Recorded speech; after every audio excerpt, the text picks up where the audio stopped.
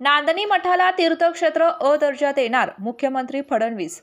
नांदणीमधील स्वस्तिश्री जिनसेन भट्टारक पट्टाचार्य महास्वामी संस्थान मठाला भगवान की तीर्थक्षेत्र अ दर्जात येऊन आवश्यक जिनशासन सोयी देव सुविधा की देणार असल्याची घोषणा जे असतील, मुख्यमंत्री अजितदादा असतील, देवेंद्र आम्ही सगळ्यांनी फडणवीस यांनी मिळून केली आहे. देशामध्ये पहिल्यांदा आपल्या जैन समाजाकरता एक महामंडळ आपण तयार केलं. आता हे महामंडळ नवीन आहे, त्याच्यामध्ये काही सुधारणा आपण सुचवलेल्या आहेत. त्यातले काही नवीन कार्यक्रम झाले पाहिजेत, त्यातनं काही नवीन योजना झाल्या पाहिजेत. आमच्या नव्या पिढीला त्या ठिकाणी व्यवसायाच्या दृष्टीनं काही नवीन अशा प्रकारच्या योजना मिळाल्या पाहिजेत. तर मी आपल्याला एवढंच सांगू इच्छितो की या संदर्भात आम्ही कारवाई सुरू केलेली आहे आणि लवकरच ही महामंडळं बळकट करून त्याला चांगलं आर्थिक पाठबळ देऊन त्या माध्यमातून समाजातली जी नवीन पिढी आहे ही स्वतःच्या पायावर उभी राहिली पाहिजे. या पिढीने आपल्या समाजाचं, देशाचं नाव मोठं केलं पाहिजे. आणि अर्थातच जैन समाजामध्ये जे सातत्याने सांगितलं जातं, लर्न, अर्न आणि रिटर्न, म्हणजे शिका, कमवा आणि समाजाला परत करा, तशा पद्धतीनं परत करण्याकरता एक मजबूत पिढी उभं करण्याचं काम या महामंडळाच्या माध्यमातून आपल्याला कसं करता येईल हा प्रयत्न आमचा निश्चितपणे असेल. मी आज या महोत्सवाला अतिशय मनापासून शुभेच्छा देतो. त्यासोबत आपण अलमट्टीचे, पुराचे जे प्रश्न मांडलेले आहेत त्याच्यावर पूर्णपणे लक्ष ठेवून आम्ही आहोत.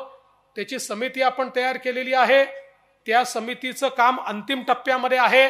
सगळा स्टडी करून आवश्यकता असेल तर त्यामध्ये सुप्रीम कोर्टापर्यंत जाण्याची तयारी देखील आपण करून ठेवलेली आहे. त्यामुळे कुठल्याही परिस्थितीमध्ये आपल्या कोल्हापूरच्या किंवा सांगलीच्या भागाला पुराचा धोका निर्माण होणार नाही, याकरता जे जे काही करावं लागेल ते करण्याचा प्रयत्न आपला निश्चितपणे असेल. मी आज या निमित्ताने पुन्हा एकदा या ठिकाणी जो आपला जनसागर आलेला आहे, आमच्या माता भगिनी आहेत, आमचे जे सगळे बंधू आहेत, या सगळ्यांना नमन करतो.